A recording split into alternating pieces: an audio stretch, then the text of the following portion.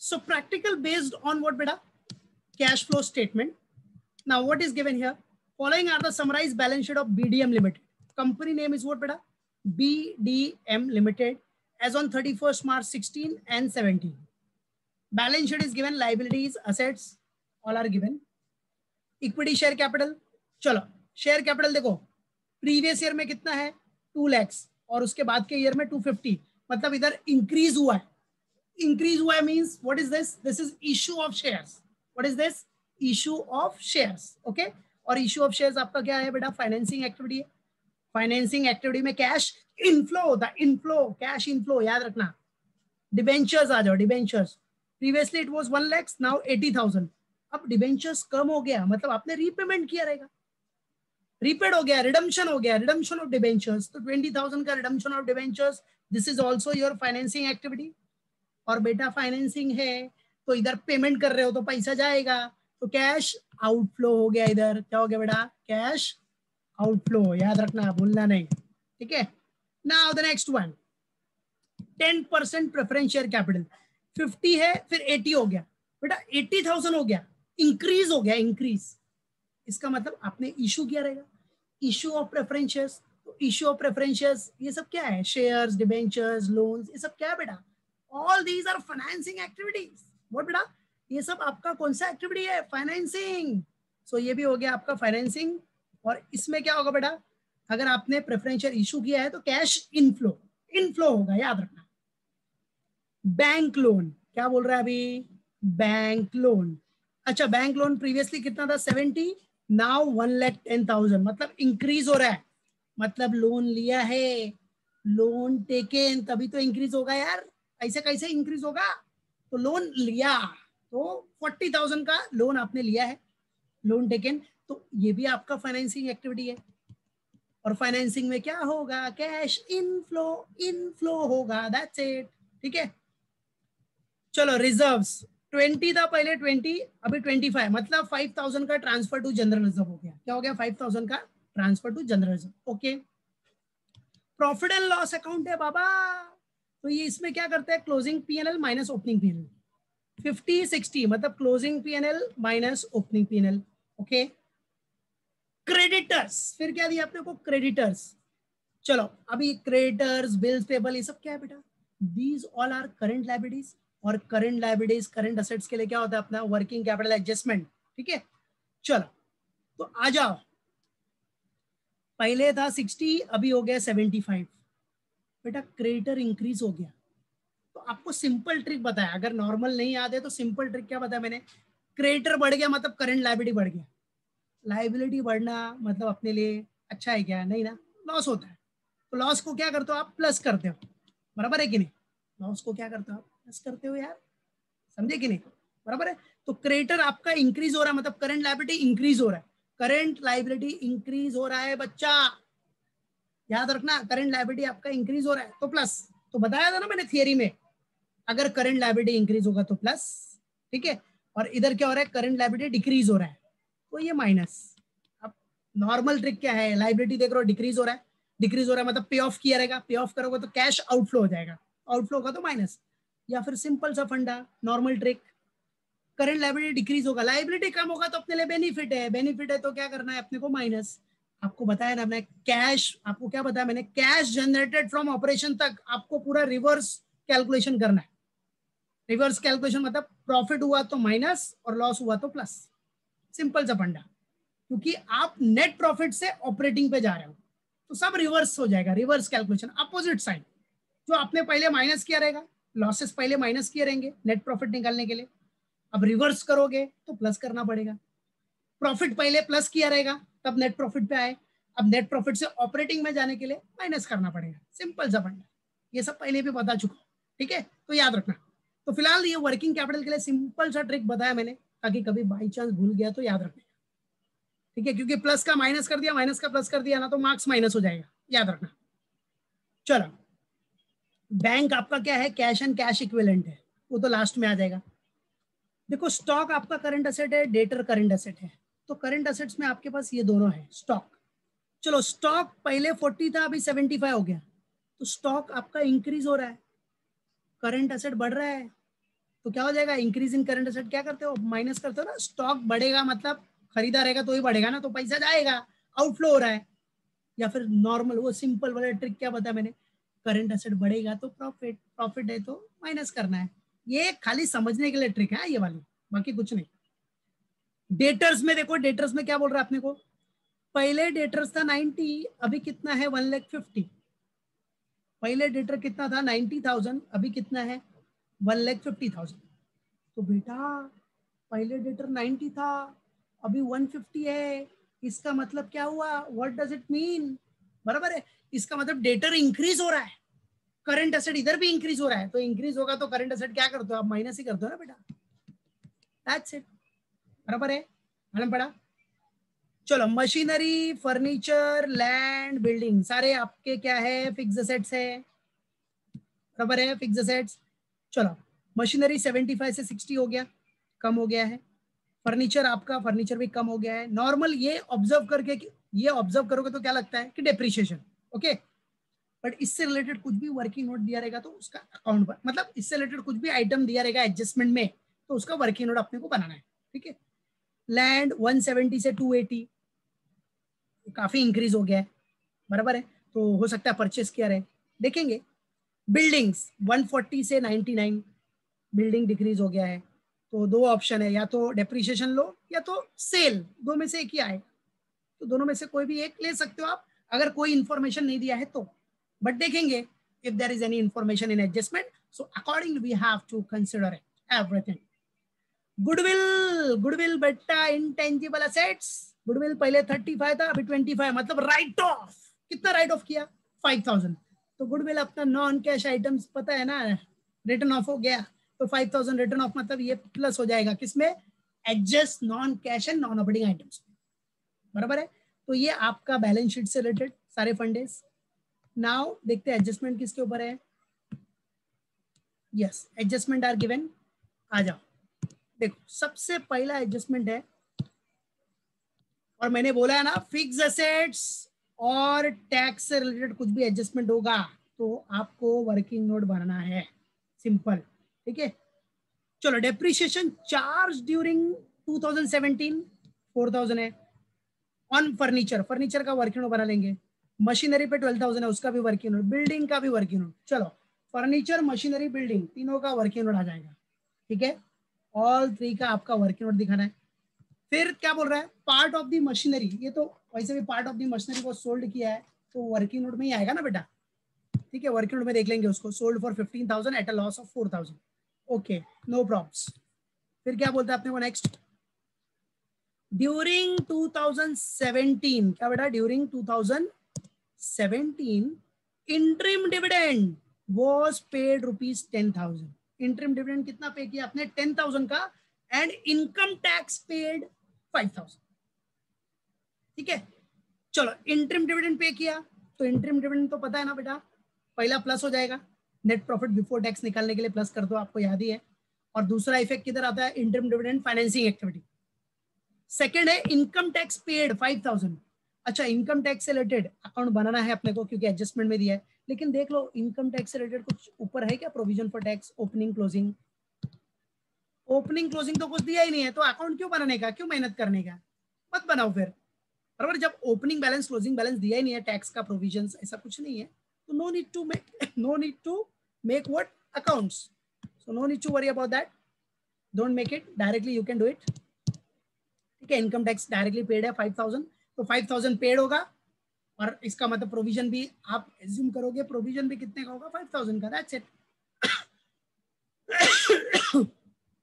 Sorry, during the year part of the building was sold at book value, अब during the year part of the building, क्या बेटा part of the building was sold at book value, तो building का तो working note बना ही रहा, building का working note तो उसमें देख लेंगे, part of the building was sold at a book value, you are required to prepare cash flow statement as per AS3 accounting standard 3 using indirect method, तो indirect method ही तो use कर रहे हो आप सब में, ओके डन।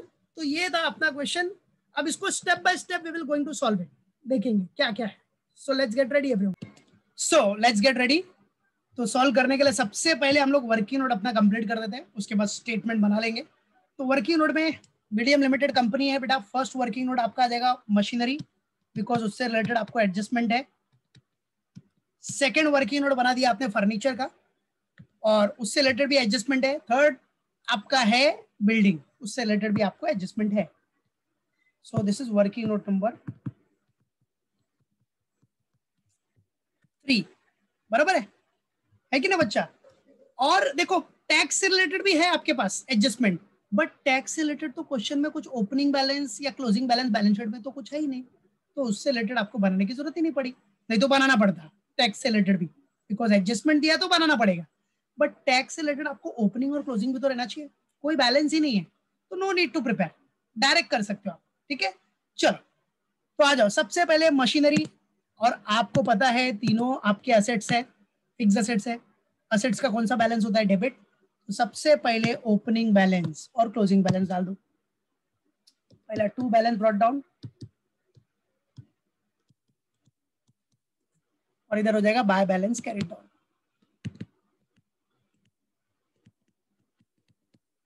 ठीक है, to balance brought down, by balance carried down. Furniture में भी वही चीज, to balance brought down,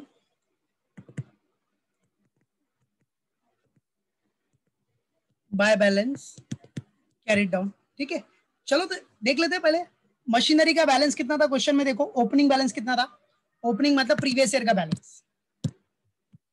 see here, you can see here machinery opening है 75, क्लोजिंग है 60। ठीक है, मशीनरी का है। फिर आपका फर्नीचर का ओपनिंग 10 है, क्लोजिंग 8 है। और उसके बाद बिल्डिंग, बिल्डिंग किधर है? ओपनिंग 140 है और ये 99 है। ठीक है, चलो तो ओपनिंग और क्लोजिंग बैलेंस हम लोग रेडी कर देते पहले।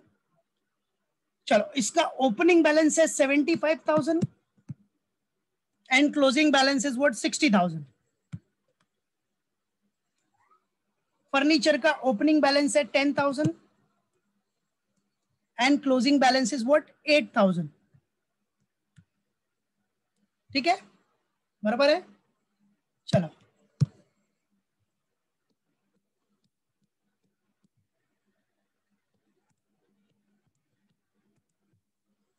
तो डेली मारते हैं।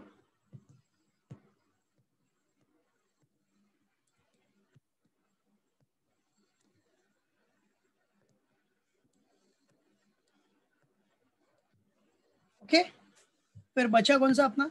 बिल्डिंग, बिल्डिंग का ओपनिंग बैलेंस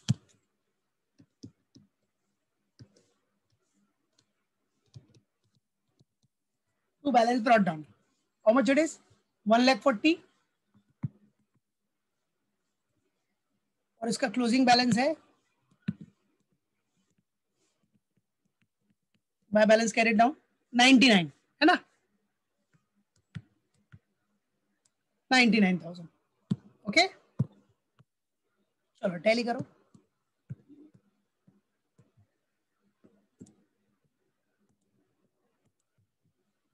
ओके, डन। आ जाओ, चलो फर्स्ट मशीनरी से रिलेटेड क्या एडजस्टमेंट है अपने पास? तो देखो, रिलेटेड टू मशीनरी क्या दिया बेटा? सबसे पहला depreciation charge during the year 17 4,000 on furniture. Machinery पे कितना है? मशीनरी एंड मशीनरी, देखो depreciation charge during 17 was 4,000 on furniture, 12,000 on machinery. Machinery पे 12,000 का डेप्रिसिएशन है, तो आ जाओ बाय डेप्रिसिएशन। बाय डेप्रिसिएशन होगा तो वैल्यू कम होगी मशीनरी की, वैल्यू कम हो गई तो क्रेडिट गोज आउट हो गया भाई, मशीनरी की वैल्यू कम हो गई तो क्रेडिट दिखा दो बाय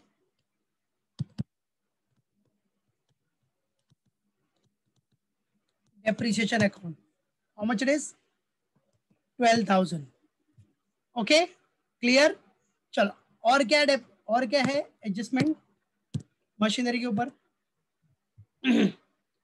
हाँ, अभी बोल रहा है बेटा part of the machinery was sold for ₹15,000 at a loss of 4,000। क्या बोल रहा है? पार्ट ऑफ द मशीनरी आपने कितने में बेचा? 15,000 में बेचा, 15,000 में। तो नॉर्मल सी बात है, मशीनरी गया, मशीनरी गया, इसका मतलब पैसा कितना आएगा? 15,000 ही आएगा ना, बराबर है? कितना आएगा? By bank account 15,000। 15,000 रुपीज आया, लेकिन आपको लॉस भी हुआ 4,000 का, तो लॉस हुआ तो लॉस भी तो क्रेडिट हो गया, इधर मशीनरी में लॉस हो गया, तो अपोजिट क्रेडिट में तो लॉस हो गया, तो बाय प्रॉफिट एंड लॉस।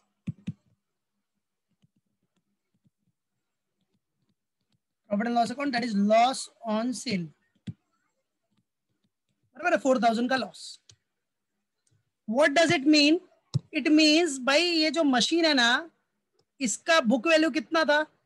19,000 का बुक वैल्यू था, बराबर है, 19,000 का बुक वैल्यू, लेकिन आपने सेल कितने में किया? 15,000 में, तो 15,000 का तो कैश बैंक आ गया, बाकी 4,000 का लॉस हो गया, दैट्स इट। और आप देख सकते हो 19,000 का बुक वैल्यू आपका मशीन का चला गया, तो क्रेडिट क्लोज आउट, खत्म, फिनिश। लॉस हुआ तो भाई मशीन की वैल्यू कम हो गई, और दैट्स इट। और आप देख सकते हो ना भाई, ये 19,000 का वैल्यू गया, मतलब 19,000 का बुक वैल्यू था, जिसमें से 15,000 का कैश बैंक आया, बाकी 4,000 लॉस हो गया, खत्म। तो उतना मशीनरी अपना गया ना 19,000 का, goes out, that's it. Clear हो गया ये?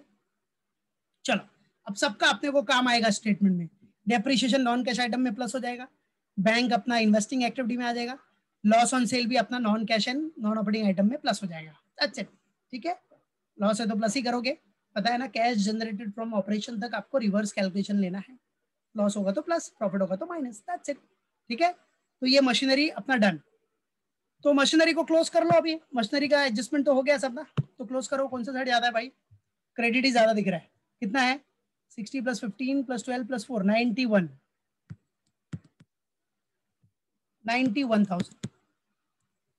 चलो 91 में से 75 माइनस किया तो बैलेंसिंग फिगर कितना आ गया? 16,000। अब ये जो बैलेंसिंग फिगर होगा डेबिट में आ रहा है, मतलब आपने मशीनरी परचेज किया है, तो to bank, to bank account, this is what your balancing figure.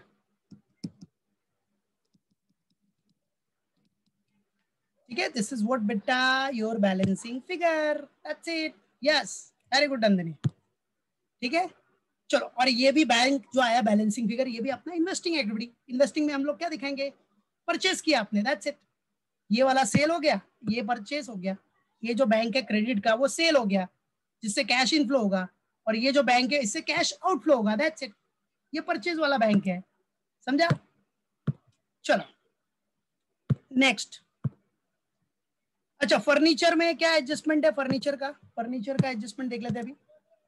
Furniture में सिंगल एडजस्टमेंट है ओनली, दैट इज सिर्फ डेप्रिसिएशन है 4,000 का, ठीक है। चलो, no need to worry, directly furniture में by depreciation, by what? Depreciation. Depreciation आपको पता है आपका नॉन कैश आइटम है, बाय डेप्रिसिएशन अकाउंट कितना बेटा? 4,000। चलो, कौन सा ज्यादा है? 8 प्लस 4, 12,000, ये ज्यादा है, 12,000, 12,000। अब 12,000 में से 10,000 माइनस कर दो, तो बचा कितना? Balancing figure 2,000। ये जो 2,000 है वो क्या हो गया आपका? Balancing figure to bank.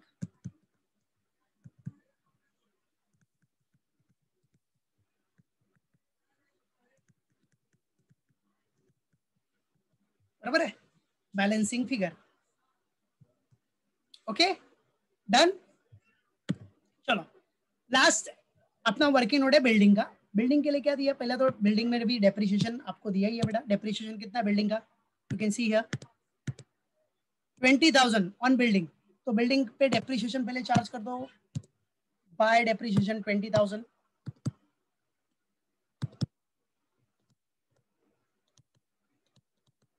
Bye depreciation कितना बेटा? 20,000, ठीक है। बाय डेप्रिसिएशन 20,000 है, ओके। अच्छा, और कुछ एडजस्टमेंट है क्या बिल्डिंग के ऊपर? Yes, it is given. See, during the year part of the building was sold at book value. क्या बोल रहा बेटा? during the year part of the building was sold at book value. during the year part of the book value was sold at book value, लेकिन part of the book value कितना है वो तो पता ही नहीं है क्या आपने को पता? तो कैसा करेगा? बट ये तो पता चल गया कि बैलेंसिंग फिगर आपको क्या आएगा? सेल का आना है। तो कैसा करने का? अगर ऐसी इंफॉर्मेशन है तो आ जाओ, बराबर है, वैल्यू वैल्यू कुछ दिया नहीं है तो टैली करो, टैली करोगे तो कौन सा साइड ज्यादा है, यही 1,40,000, 1,40,000। अब देख रहे हो आप बैलेंसिंग फिगर किधर आ रहा है आपको, इधर ही आ रहा है ना balancing figure, you can see है, क्योंकि डेबिट ज्यादा है। चलो 140 में से 20,000 और 99 दोनों माइनस किया तो कितना आ रहा है balancing figure, yes very good 21,000। अब ये जो 21,000 आया ना बेटा, दिस 21,000, ये 21,000 आपका बैलेंसिंग फिगर है, और यही बैलेंसिंग फिगर आपका क्या हो जाएगा, part of the book value, sold है ना तो बाय बैंक, समझा, ऐसा ध्यान देना, उसका कुछ लिंक है तभी दिया ना। तो ये जो part of the book value 21,000 है वो बेच दिया आपने पूरा 21,000 में, मतलब no profit no loss, book value में बेचा ना आपने, तो this is what by bank, balancing figure, ठीक है। तो इसका मतलब क्या है, सोल्ड एट बुक वैल्यू है, क्या है ये, sold at book value, got it, याद रखने का भूलने का नहीं, ठीक है, हो गया, क्लियर है, पक्का। चलो तो वर्किंग नोट अपना डन, वर्किंग नोट अपना पूरा क्या हो गया, डन हो गया है, क्लियर है, मालूम पड़ा, उसमें कोई डाउट, देख लो वर्किंग नोट, बराबर, मशीनरी का, फर्नीचर का, बिल्डिंग का, सबका वर्किंग नोट अपना डन, किसी को कोई इशू इसमें, पक्का लॉक कर दो, ओके। तो अभी देख रहे हो इधर जो बैंक आया, देखो अभी आप देख सकते हो बेटा कि भाई जो बैंक है इधर बैलेंसिंग फिगर 21,000 है, ठीक है। अब ये क्या है, इन्वेस्टिंग एक्टिविटी है, इन्वेस्टिंग में पैसा आ जाएगा आपको, वो दिखा देंगे, डेप्रिसिएशन आपका नॉन कैश आइटम है वो प्लस हो जाएगा, उसके बाद फर्नीचर में भी आपका डेप्रिसिएशन है नॉन कैश प्लस हो जाएगा, और इधर जो बैंक बैलेंसिंग फिगर आया है वो इन्वेस्टिंग एक्टिविटी में क्या हो जाएगा बेटा, परचेज, तो परचेज मतलब कैश आउटफ्लो, तो all working note has been done. अब अपने को बनाना है कैश फ्लो स्टेटमेंट, बराबर है, तो get ready for cash flow statement, okay.